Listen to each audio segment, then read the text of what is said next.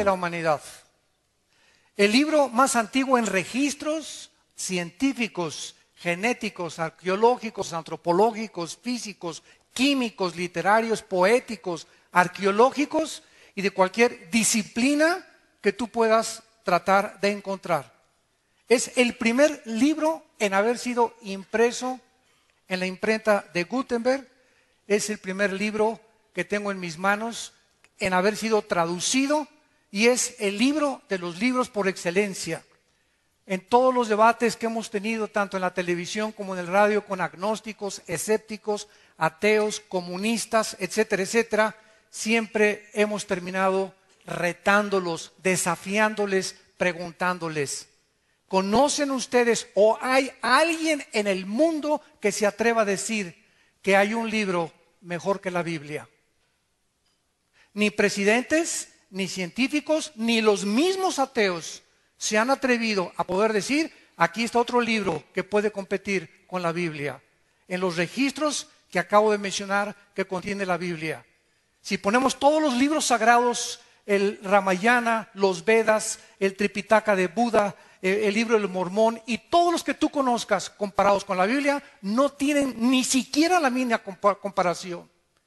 Y si trajéramos a todos los líderes religiosos, Mahoma, Mahatma Gandhi, el Ramayani, el Maharashi, Buda, los que tú menciones, y los ponemos junto a la persona de Jesucristo, ninguno tiene comparación con la Biblia ni con el Hijo de Dios.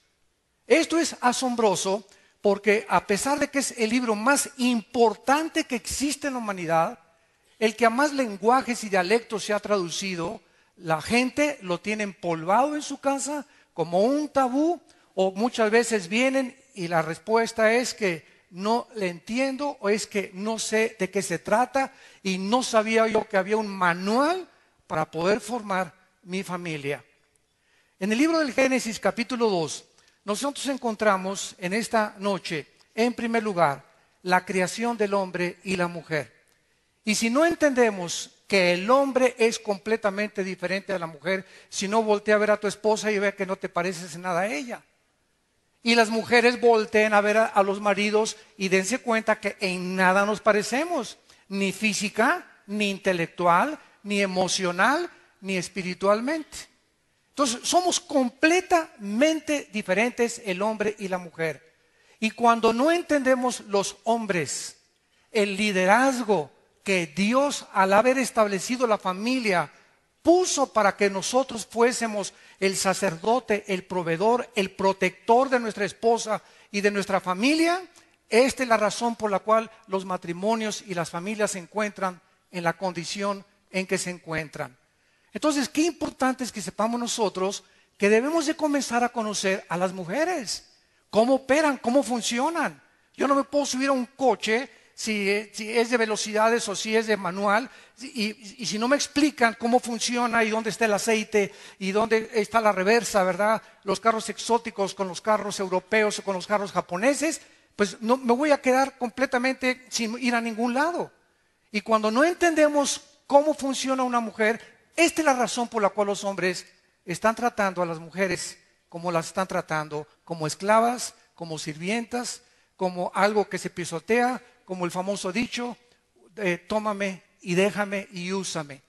Entonces, tenemos que entender cómo funciona una mujer, cuáles son las debilidades de las mujeres, y las mujeres tienen que entender también cómo funcionamos nosotros, qué nos gusta a nosotros, qué necesita el hombre para poder continuar en la jungla que es la vida y poder desarrollar una familia con la bendición de Dios.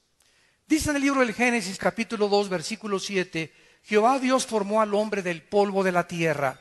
Y esto es interesante, señores científicos que nos escuchan, porque los 19 elementos que forman la tierra y los 4 gases que forman el cuerpo humano son exactamente los que forman el polvo y los que forman el cuerpo humano.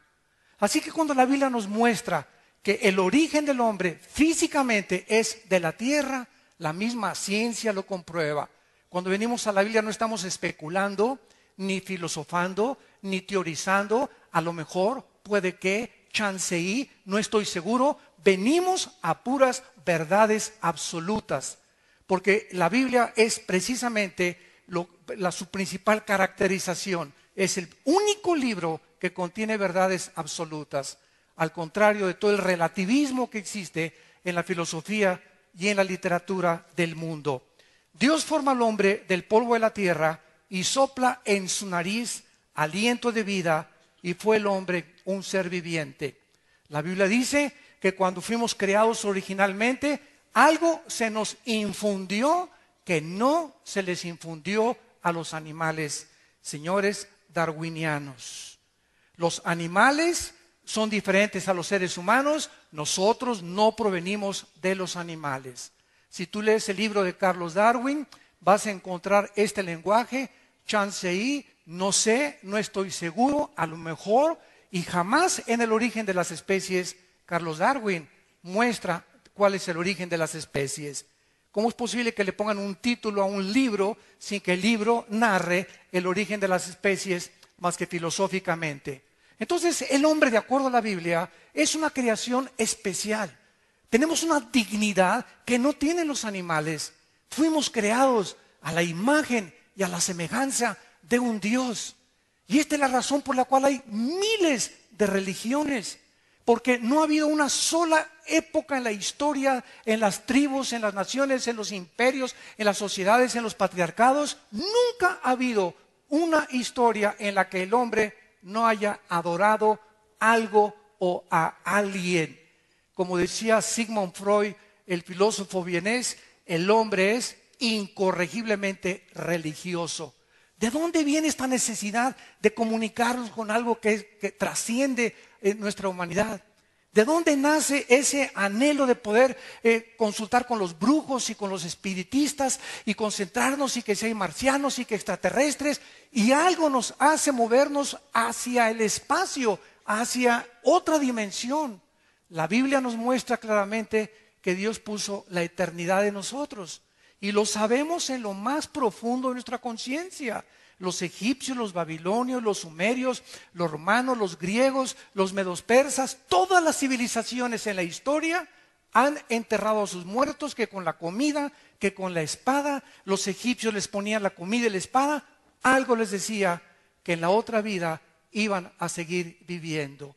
Esto es lo que la Biblia nos revela, que fuimos creados a la imagen y semejanza de Dios. Y esta es la razón por la cual vivimos una época de muchísima confusión política, económica, religiosa, espiritual y, por si fuera poco, de géneros. Ya se están mezclando la masculinidad con la feminidad. Ahora los hombres son más femeninos y las mujeres son más masculinas. Se está perdiendo completamente este diseño sin que nos demos cuenta, porque todo pasa a través de los años de una forma imperceptible. He usado muchas veces el ejemplo de una rana. Tú agarras una rana y la metes en una olla con agua fría y le prendes la estufa, la rana comienza a adaptar la temperatura de su sangre con el agua hirviendo, y en lugar de que salte cuando está hirviendo el agua, ahí se queda. Hoy en la noche haces experimento con la olla con la cosa de los frijoles. De la misma forma estamos nosotros adaptándonos, así nos estamos adaptando a la nueva moral. A la nueva moral. Ahora ya es una cosa normal que tengan relaciones sexuales nuestros hijos antes de casarse. Ahora es normal que el hombre tenga a su amante. Ahora es normal ya un hombre con un hombre, una mujer con una mujer. Esto ya es el colmo de la depravación humana. Y no nos damos cuenta y lo festejamos. Y se está legislando en las leyes sin que nos demos cuenta en qué consiste realmente el fundamento de la sociedad. Y estamos luchando por mejor economía y mejores armas y mejores políticas, cuando lo que nos está destruyendo es algo interno, damas y caballeros. La inmoralidad es la que impide que podamos progresar y avanzar, porque sin la bendición de Dios ninguna nación puede adelantarse ni poder progresar tampoco. La familia en el matrimonio y en la iglesia es la enseñanza práctica de que el hombre y la mujer no son iguales en sus funciones. Esta enseñanza de que el hombre y la mujer ahora en la época moderna son iguales, viene de un versículo en el libro de los Gálatas, capítulo 3, versículo 28, que dice así. El apóstol Pablo, al hablar a los Gálatas, les dice: ya no hay judío ni griego, no hay esclavo ni libre, no hay varón ni mujer, porque todos vosotros sois uno en Cristo Jesús. Entonces se usa este versículo para poder concluir de que el hombre y la mujer son iguales. Y que las mujeres pueden ser policías, luchadoras, boxeadoras, aviadoras, y pueden hacer todas las cosas porque no hay diferencia entre el hombre y la mujer. Y esta es la razón por la cual se encuentra como se encuentra la sociedad. Y aquí está hablando que somos iguales en el cuerpo de Cristo, pero no en las funciones. Y esto es muy importante para poder poner los fundamentos en esta serie del matrimonio y la Biblia. Vamos a ver que muchos líderes, ¿verdad?, están hablando de que el varón y la mujer, al ser nosotros diferentes, tenemos nosotros que entender cuáles son las funciones con las que Dios nos ha creado. No hay nada más maravilloso, más satisfactorio y que glorifique más a Dios que ver al varón y a la mujer trabajando y aceptando juntos el plan de Dios para sus vidas. Varones, Dios tiene una posición para nosotros que no puede ser cambiada por nada. Y cuando nosotros aceptamos el plan que tiene Dios para nosotros como varones, Dios nos bendice como ustedes no se pueden imaginar. Cuando las mujeres aceptan la razón por la cual fueron creadas y las funciones para los cuales fue diseñada su cuerpo, su mente, su espíritu, sus emociones, sus sentimientos, la mujer entonces comienza a realizarse y ya no trata de imitar a Lady Gaga, ni a Madonna, ni a las artistas de las telenovelas, sino que la mujer recobra su identidad y comienza el hombre y la mujer a recobrar su identidad, a entender que el plan de Dios es maravilloso. La importancia de la masculinidad y de la feminidad se ha ido erosionando, insisto, y devaluando inclusive en las iglesias cristianas. Por lo que tenemos la obligación de promover matrimonios heterosexuales, monógamos y saludables. Y esto solamente es posible cuando entendemos la diferencia de nuestras responsabilidades. Nunca será vencido actuar en contra de la Biblia. Cuando nosotros queremos formar la Biblia a nuestro criterio y no nosotros someternos a lo que dice Dios, no vamos a encontrar jamás la razón y el propósito por el cual vivimos. Dice en el libro de Deuteronomio 4, 39 y 40, aprende pues hoy y reflexiona en tu corazón que Jehová es Dios arriba en el cielo y abajo en la tierra y no hay otro. Y guarda sus estatutos y sus mandamientos, los cuales yo te mando hoy, para que te vaya bien. No puede irnos bien en la vida sin la obediencia a las palabras y a las leyes de Dios. Es imposible que nos vaya bien en la vida y a lo mejor puedes hasta prosperar y ser presidente o gobernador o hacer muchos negocios, pero como la mayor parte de los empresarios que hemos tenido la oportunidad de convivir con ellos, políticos, estuve en la Cámara de Diputados, me invitaron para dar una conferencia también a más de 56 diputados, siempre hemos encontrado algo, ríen por afuera y lloran por dentro, hogares destruidos, matrimonios divorciados, pero alcanzaron el éxito ante el mundo, pero no como familia, no como matrimonio, no como hombres. Y esta es la razón por la cual hay tantos suicidios, billonarios que se quitan la vida porque se cae la bolsa de valores y toda su esperanza estaba en el dinero, hombres, ¿verdad?, que no tuvieron el valor de poder serles fiel a una sola mujer y creyeron que eran machos, macho camacho, para tener 3 o 4 amantes.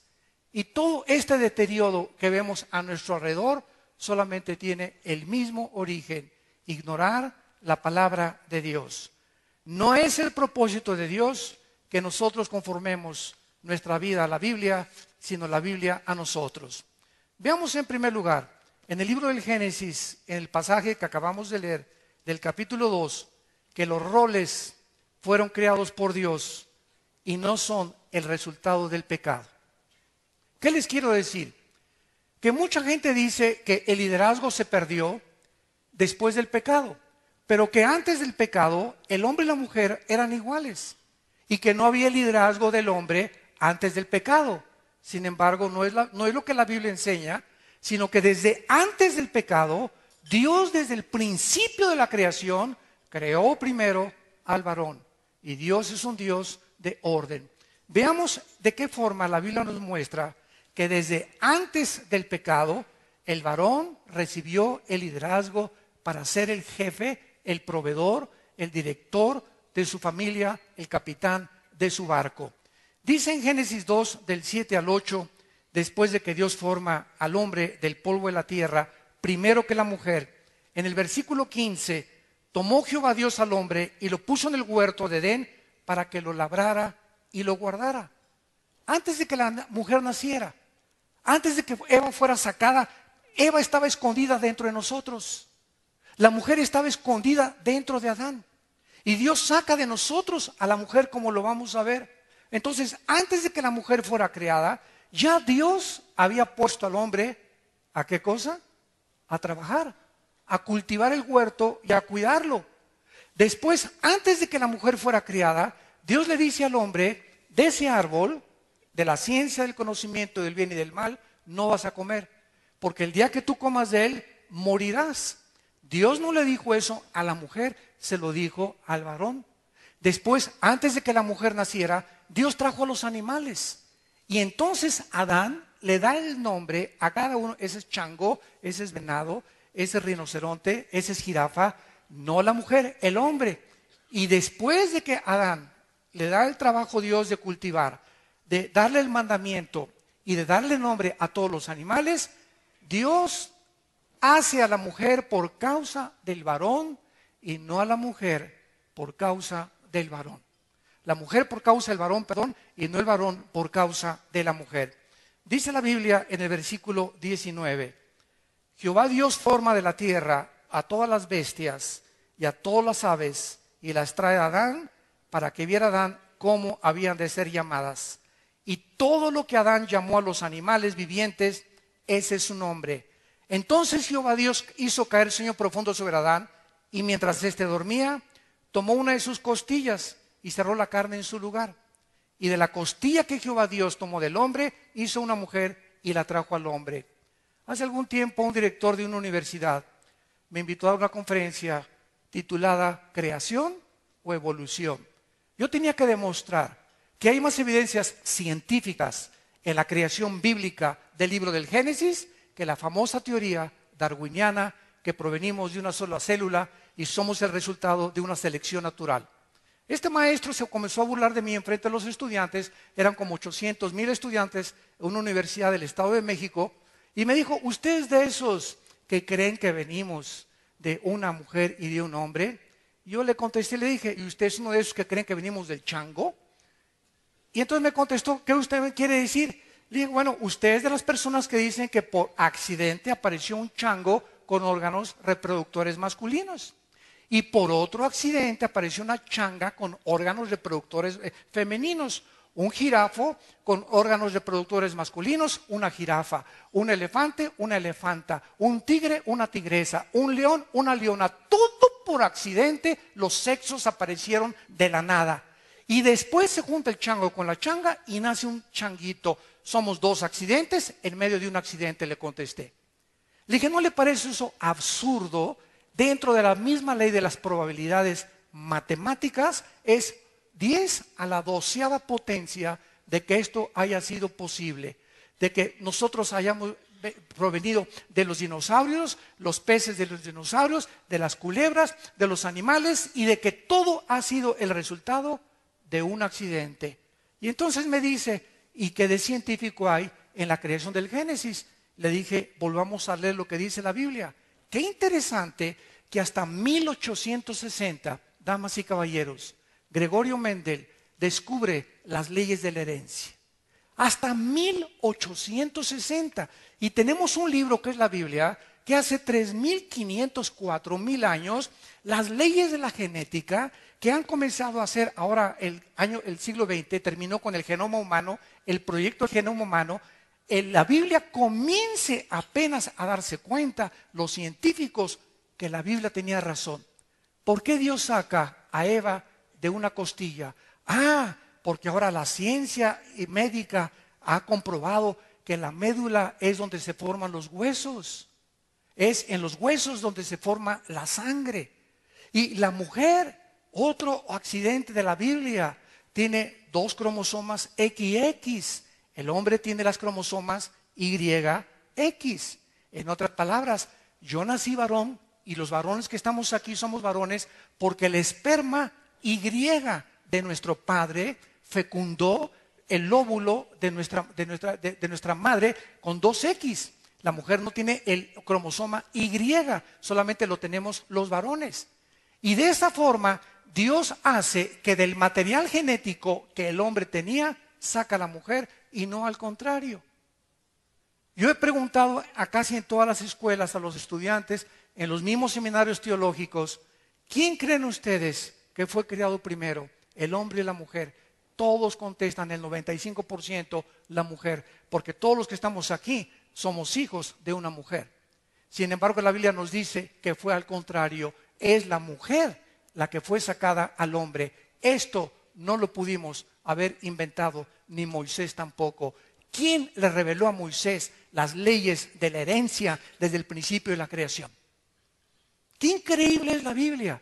Y así podemos seguir con todas las evidencias científicas que la Biblia nos muestra de qué forma tan impresionante las verdades que se encuentran son las verdades que apenas la ciencia está comenzando a descubrir.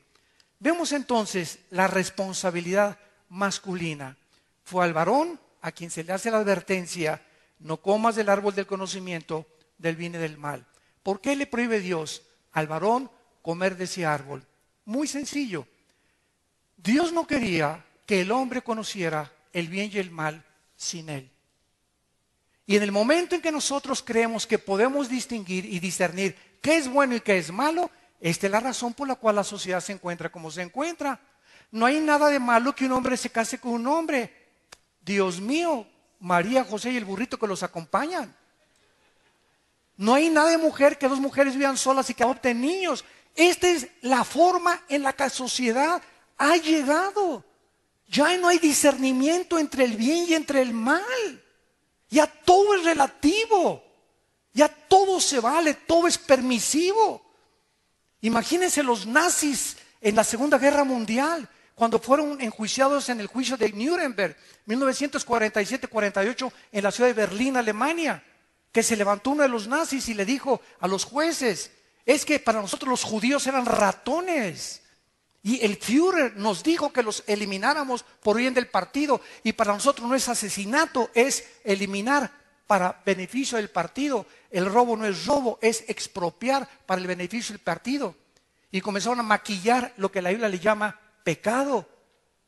Imagínense nada más que nosotros llegáramos a ese punto en el que ellos consideran que eso fue bueno, para nosotros no es bueno. Entonces, ¿quién va a decir qué es bueno y qué es malo? Para los caníbales es bueno comerse a las gentes.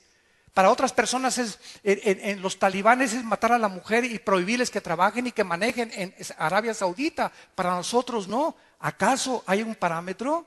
¿Acaso hay un patrón que nos pueda decir realmente quién está bien y quién está mal? ¿O somos una sociedad en la que estamos enloqueciendo y en la que vamos a llegar a enloquecer peor todavía? Porque así va a acabar el mundo, dice la Biblia. ¿Por qué? Porque no sabemos que Dios nos ha dejado las leyes morales para que nosotros podamos funcionar. Y cuando nosotros nos olvidamos de Dios y tomamos el lugar de Dios y nos ponemos en el lugar de Dios, nos hacemos dioses. Si tú eres ateo, no eres ateo, porque tu Dios es tu propia vida. Entonces nadie tiene por qué decir que es ateo, porque si no reconoces a un ser supremo, creador y sustentador de todas las cosas, y el juez de la humanidad, que muy pronto juzgará al mundo después de que tú mueras y de que yo muera, entonces tú eres para ti mismo Dios. Pero no hay nadie que pueda ser exento de poder decir soy independiente o soy autónomo, porque no lo eres. Vemos esta responsabilidad. No significa un derecho al poner Dios al varón como líder de la mujer y de la familia. No implica superioridad ni autoexaltación, sino es por cuestión de un orden divino. Dice en la primera carta a los Corintios, capítulo 11, versículos del 8 al 9, porque el varón no procede de la mujer, dice el apóstol Pablo, sino la mujer del varón. Él confirma lo que dice Génesis 3000 años antes. Y tampoco el varón fue creado por causa de la mujer, sino la mujer fue creada por causa del varón. Y más adelante el apóstol Pablo, en su primera carta a Timoteo, dice en el capítulo 2, versículo 13, porque Adán fue formado primero, después Eva. Esto implica que el varón era llamado ante Dios. Desde que Dios nos formó a los dos con dos sexos diferentes, que hubiera un orden donde manda capitán, no gobierna marinero. No hay dos capitanes en un barco, no hay dos presidentes de la república, no hay dos jefes de policía, no hay dos coaches, no hay dos directores de orquesta. En todos lados vemos esta imagen y esta analogía de lo que es el liderazgo. Pues Dios en su sabiduría, al formar la familia, le dio al hombre toda la responsabilidad de su esposa, de sus hijos, de la provisión, de la dirección moral y todas las cosas que acarrean el ser un hombre y el ser director de nuestra casa y familia. Veamos esto, comprobámoslo en el capítulo 3 del Génesis, cuando el hombre peca.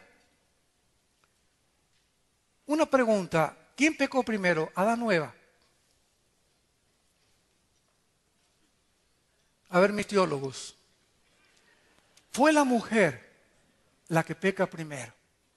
Ella seduce al varón y después de que ella come del fruto prohibido, le da viene el papalotes de Adán, y verá, como dicen Proverbios, como va el buey al degolladero, es seducido y entonces el hombre peca después. Sin embargo, es interesante que cuando Dios los llama a cuentas a los dos, en el capítulo 3 del Génesis, vean ustedes a quién llama Dios y a quién hace responsable. Dice el versículo 9, mas Jehová Dios llamó al hombre y le dijo, ¿dónde estás tú?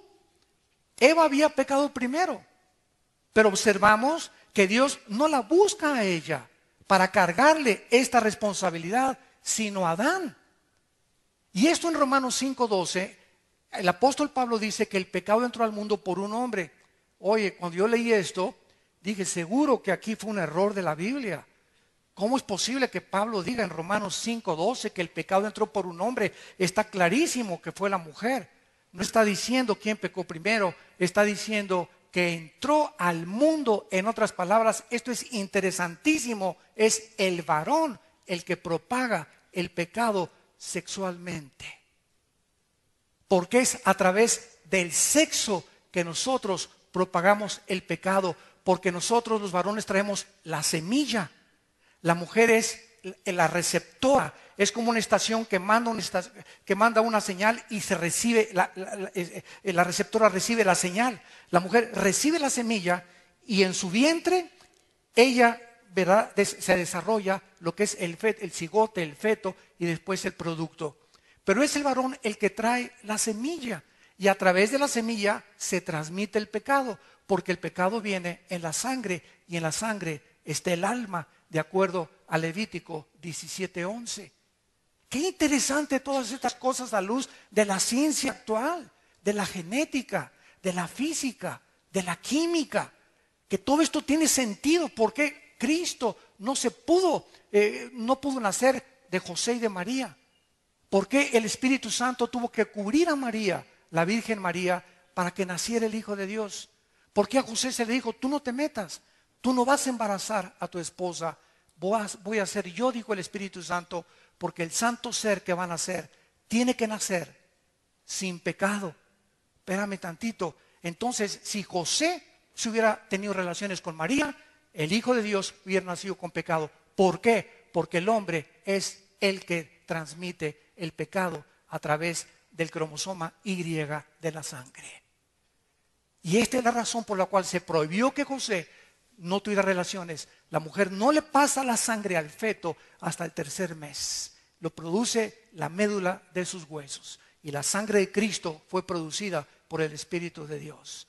pero al mismo tiempo él tenía que traer el genoma humano para identificarse con los seres humanos y nacer de una mujer, de acuerdo a la promesa, Abraham, Isaac y Jacob. Y todo esto lo podemos ver a la luz de todo lo que está pasando y acabamos con la conclusión, la Biblia tenía razón. Estos roles fueron corrompidos con el pecado, porque el hombre rehuye de su responsabilidad y la mujer comenzaría a tratar, escúchenme mujeres y hombres, cuando el pecado entra y Dios llama a Adán y lo hace culpable, a él irresponsable de lo que pasa. Vean en Génesis 3 lo que pasa desde Adán hasta nuestros días. Dice el versículo 16, a la mujer le dijo, multiplicaré en gran manera los dolores. Es la primera vez que aparece la palabra dolor en la Biblia. Tus dolores, en tus preñeces con dolor darás a luz tus hijos. Escucha esto, y tu deseo será para con tu marido, pero él se enseñoreará de ti. Desde Adán hasta nuestros días. Escuchen esto, mujeres, todas ustedes, hasta Santa Rita de Casa y la Juana de Arco, la que tú me digas, todas las mujeres traen dentro de su naturaleza femenina la intención y el potencial de querer gobernar al hombre, de querer imponerse ellas al liderazgo del hombre. Es la naturaleza femenina, por naturaleza humana del pecado. Tratar de usurpar la posición que Dios le dio al varón. De ahí vienen los famosos matriarcados. ¿Qué es un matriarcado? Una familia donde el varón es el pinole nada más. Donde él ni pío dice, las decisiones, las órdenes, todo proviene de la mujer. Y es interesante que, de acuerdo al doctor James Dobson, un cristiano psicólogo en Los Ángeles, dice que el 75% de los homosexuales provienen de familias con matriarcados, donde los varones han crecido bajo las faldas de la mamá y han perdido la imagen y el patrón de un varón. El 75% de los homosexuales provienen de hogares donde hay matriarcado, porque se está violando las leyes de Dios. No es la voluntad de Dios que en un hogar la mujer sea la capitana, ni tampoco sea la jefa de jefas, ni la capo de capas, sino que sea el varón, porque ese es el orden divino. Y lo vamos a ver con más calma mañana en todo el desarrollo de esta conferencia para ver de qué forma se tiene el varón que desarrollar. Ahora bien, cuando nosotros entramos al punto de liderazgo, tenemos que comprender uno de los problemas del lenguaje. Es de que muchas palabras conllevan diversas connotaciones. Y cuando se usa la palabra líder o jefe, las mujeres luego, ¿verdad? Inmediatamente, no. A mí yo no me tengo por qué someterme. Yo no tengo por qué reconocer que mi esposo es líder. Sin embargo, ve el ejemplo. Un director de orquesta es el líder de los músicos. Imagínate al saxofonista. A ver, está mal, usted bájese de ahí. Un entrenador de un equipo tiene que ser el líder del equipo y se tiene que someter al coach, al entrenador. Un gobernante es el presidente, el gobernante se le tiene que rendir sumisión al gobierno. Para un capitán de un barco, imagínate los marineros. No, cámbiale por favor el rumbo y vayámonos hacia el sur. Espérame tantito, tú eres marinero y donde manda capitán no gobierna marinero. Un guía de turistas precisamente es el que dirige y es el que lleva a un grupo determinado de personas en ciertos diferentes parajes y diferentes situaciones. Un jefe militar, los soldados se tienen que someter a él. Un piloto de un avión es el capitán de la nave y todas las aeromosas y todo el mundo se tiene que someter a lo que el capitán del avión tiene que dirigir. Así es también en el hogar. En el hogar Dios puso al varón de jefe, de líder. Y no es porque seamos superiores, es por el orden divino de Dios. Esto no significa que un hombre, al ser el líder, demande ser servido por su mujer, sino que es al contrario. Cuando vino Cristo al mundo en Lucas capítulo 22, versículo 26, Él dijo mas entre ustedes el que quiera ser el mayor, como es el más joven, y el que dirige, como el que sirve.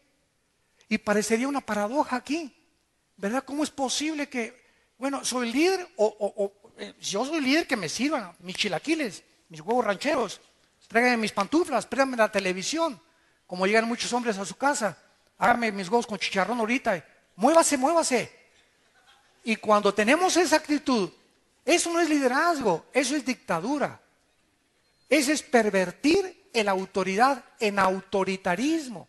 Es como cuando a un policía le pones una cachucha y le pones una macana, ¿verdad? Ya se siente con la arbitrariedad y hacen cosas que trasciende su nivel de autoridad. Y es autoritarismo, es arbitrariedad. Y tiene que haber un límite para eso. Entonces el hombre tiene que entender eso. El ser líder no significa autoritarismo ni exigir, sino al contrario, seguir el ejemplo de Jesús.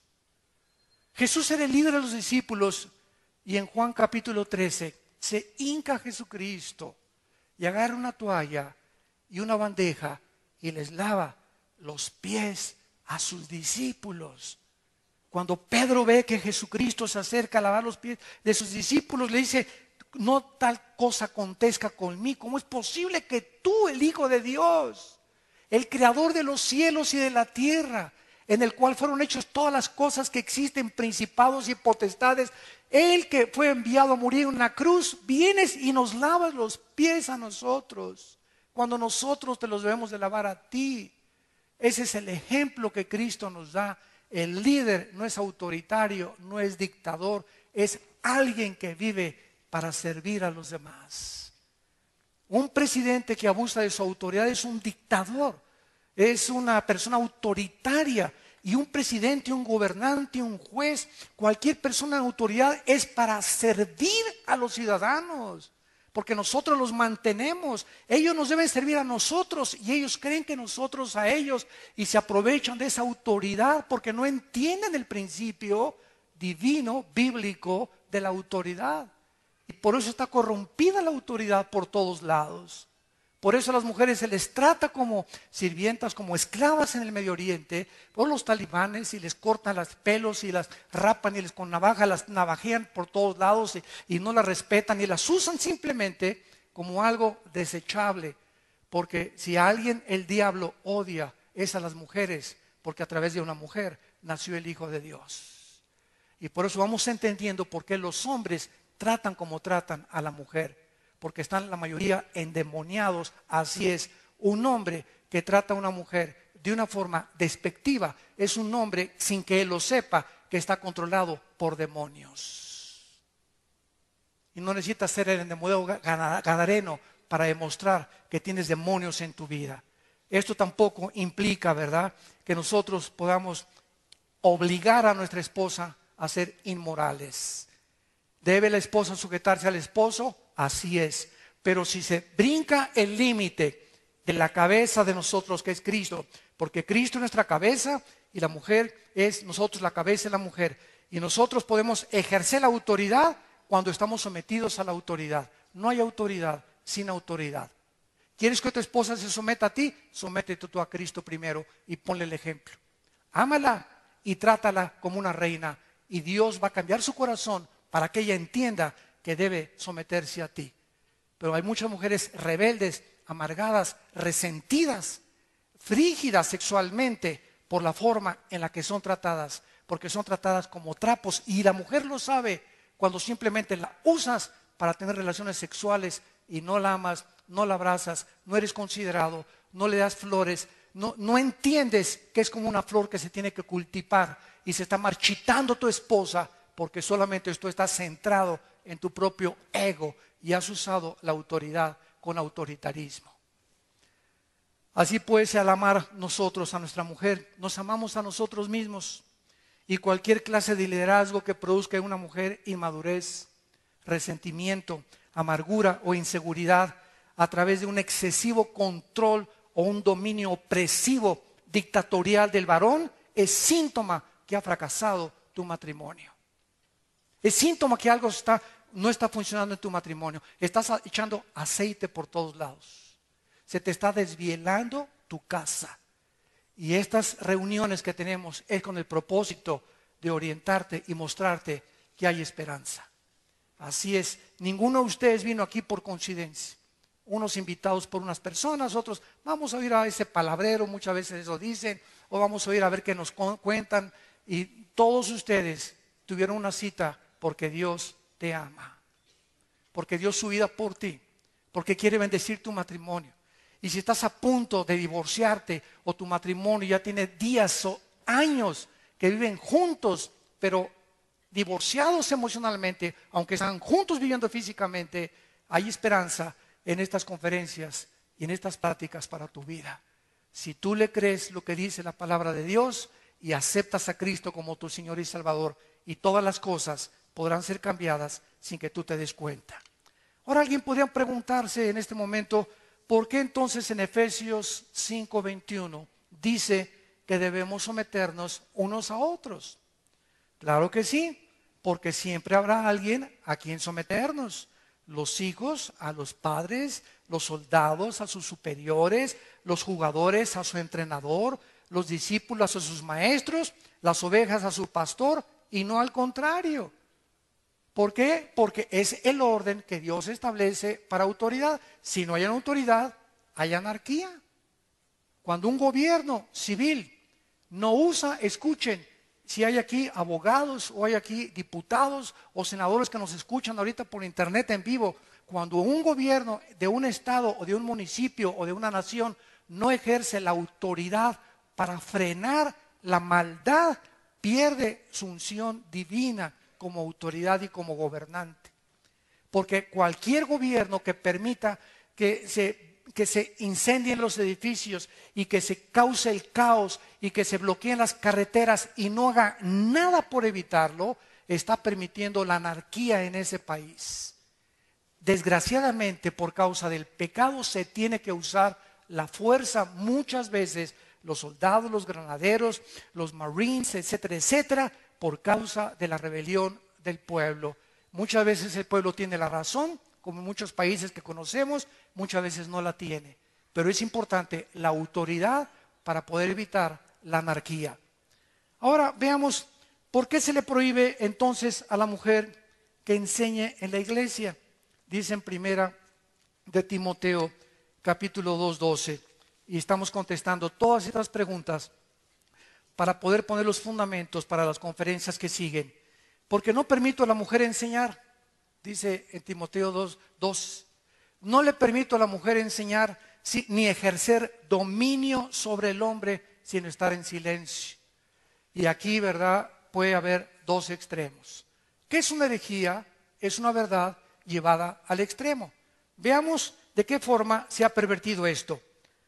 Pablo no está haciendo una prohibición absoluta de todas las enseñanzas que una mujer puede dar. Veamos los ejemplos. En Tito 2, del 3 al 4, se les instruye a las mujeres a instruir a mujeres jóvenes. En 2 Timoteo 1:5 se recuerda a Timoteo que su abuela Loida y su madre Eunice le enseñaron. Aquí las abuelas y las mamás deben enseñarles a sus nietos y a sus hijos y a las mujeres jóvenes. En Proverbios, la mujer virtuosa se le alaba por hablar con sabiduría a sus amigas. Se apoya que las mujeres profeticen en la iglesia, 1 Corintios 11:5, manifestando sumisión a la autoridad, tapándose la cabeza. Que vamos a ver que es un símbolo de que simplemente las prostitutas en Corinto demostraban, ahora se rapaban el pelo las prostitutas en Corinto, entonces al entrar a la iglesia tenían que demostrar que estaban sometidas al liderazgo de un varón, tapándose con un velo la cabeza. Y si no, se dejaban de crecer el pelo. Y esta es la razón por la cual ahora muchas mujeres no entienden que para una mujer uno de los símbolos más grandes de la feminidad es el pelo largo. Y ahora nuestros hijos van en la calle y se echan apuestas cuando va una pareja caminando, quién es el hombre y quién es la mujer. Porque ahora es la moda que las mujeres se rapen como se peinan los hombres. Y yo no lo digo yo, arráncale la Biblia, las páginas a 1 Corintios capítulo 11, donde dice la Biblia que es honroso para una mujer y deshonroso que se corte el pelo. Dice la Biblia claramente que se exhorta a los hombres y mujeres que enseñan, Colosenses 3:16, fuera de la congregación. Y Priscila y Aquila exhortaron y enseñaron a Apolo como pareja. Así pues sería arbitrario creer que Pablo está prohibiendo que la mujer no enseñe para nada, sino que está claramente diciendo que es imposible que las mujeres nunca enseñen a los hombres y que los hombres nunca aprendan de las mujeres. Entonces, ¿qué significa la exhortación de Pablo? Que las mujeres no enseñen y se callen. Observamos el contexto de esta prohibición, que no usurpen el liderazgo del varón. ¿Qué es lo que significa esto, verdad? Aquí se encuentra la clave, que no ejerzan dominio sobre el hombre. La enseñanza inapropiada de una mujer a los hombres sería en maneras en que un pastor vea usurpada su autoridad de su liderazgo cuando una mujer le quiera dar pinochetazo, deshonrando de esta manera su autoridad, o cuando una mujer quiere imponer su autoridad sobre un pastor en una iglesia, o cuando una mujer en la familia quiere imponer su autoridad sobre la autoridad del hombre, o cuando en un gobierno la autoridad del presidente no es el presidente, sino la mujer la que le dice lo que el presidente tiene que hacer. En ese momento se está violando el principio bíblico y esas personas están acarreando el juicio de Dios a sus vidas. O cuando se trate de interrumpir públicamente a un pastor, o cuando una mujer enfrente de sus hijos se le ponga al brinco a su esposo y lo insulte enfrente de sus hijos. Mañana vamos a ver que lo peor que podemos hacer a nuestros hijos es pelearnos enfrente de ellos. Y qué triste cuando vienen a consejería muchas parejas, vienen con la hija o con el hijo a acusar al esposo enfrente de los hijos. ¿Sabes una cosa? Haga lo que haga tu esposo, dile a tu hija, es tu padre y lo tienes que respetar. Es la forma en la como Dios te va a bendecir. Pero tenemos que mostrarles a nuestros hijos el principio y la autoridad para que ellos crezcan con seguridad y puedan entender que solo así podemos ser bendecidos por un Dios que dio su vida en una cruz por todos nosotros. ¿Cuántos de ustedes en esta noche han podido entender que todos los gobiernos y naciones que están legislando los matrimonios gay, hombres con hombres, mujeres con mujeres, están cometiendo el suicidio moral más grande de la historia al destruir la institución más santa y más sagrada de toda la sociedad, que es la familia? Tenemos que rescatar la familia. Tenemos que salvar los matrimonios, damas y caballeros. Tienes que reaccionar y darte cuenta que tú vas a morir y yo voy a morir. Y la Biblia dice que después de la muerte no hay transmigración de las almas, no hay reencarnación, no hay limbo, ni hay purgatorio. La Biblia es clara, después de la muerte es el juicio de tu vida y de mi vida. Y ahí daremos cuenta de lo que dejaste de hacer, de lo que oíste y no hiciste, y de las funciones que elegiste a Dios. Yo no me someto a ti, quiero imponer mis propias reglas de moral y conducta en mi familia. Qué cosa tan triste cuando nosotros nos independizamos y creemos que estamos haciendo esto. ¿Por qué lo está haciendo la gente? Porque ignoran las leyes morales que Dios estableció en su santa palabra. He aquí, dice la Biblia en Deuteronomio 11, les pongo la bendición y les pongo la maldición. Si ustedes escuchan mis palabras, dice Dios, voy a bendecir tu vida, tu familia, tus hijos, tus nietos, porque nuestra generación será bendita hasta la tercera y cuarta generación.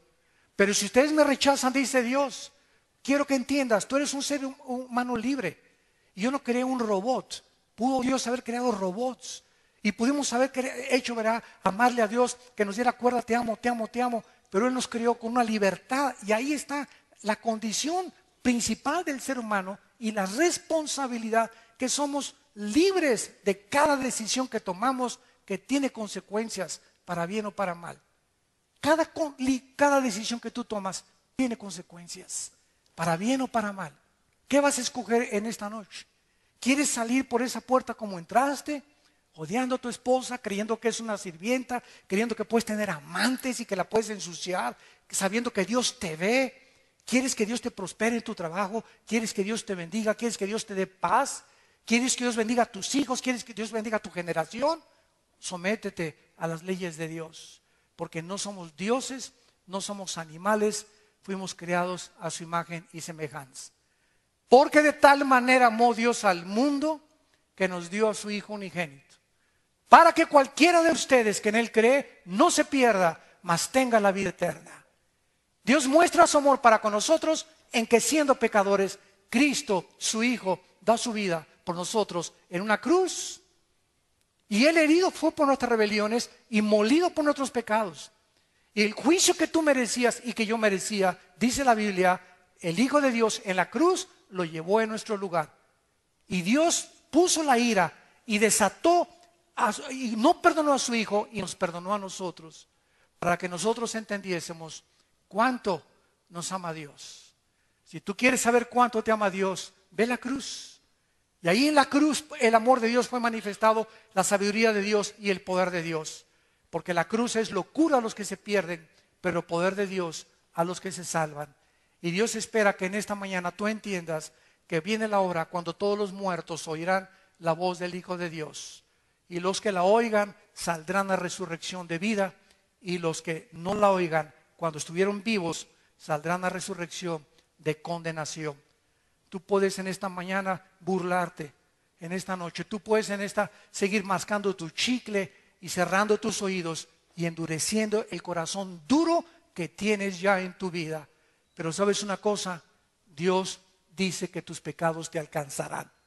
Y por tu corazón endurecido acarreas ira y condenación para el día del juicio. ¡Qué locura! Como dijo Blaise Pascal cuando se enfrentó con un ateo. Le dijo el ateo: yo no creo que después de la vida haya nada. Y le contestó Blaise Pascal, el físico matemático: ¿sabes una cosa? La Biblia dice que después de la vida hay otra vida y que hay una resurrección. Si tú dices, le dijo Pascal al ateo, si tú dices que no hay nada y yo me muero, no pierdo nada. Pero si Cristo tiene razón, ¿qué amolada te vas a llevar? Así que salimos ganando de todas maneras. Si Cristo fue un mentiroso, no perdimos nada. Pero si Cristo es lo que Él dijo ser, el camino, la verdad y la vida, la resurrección y la vida, el pan que descendió del cielo, el pastor que da su vida por las ovejas, necesitamos oír su voz. Necesitamos someternos a sus mandamientos, convertirnos en sus discípulos y entender que Él es el único que puede salvar a nuestra familia.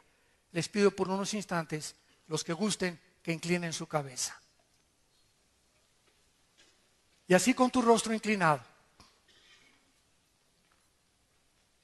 en esta noche, en que el Espíritu Santo ha hablado a tu corazón a través de la Biblia y te ha mostrado el inmenso y eterno amor de Dios, Dios te manda que te arrepientas, por cuanto ha establecido un día en el que ha de juzgar a los vivos y a los muertos.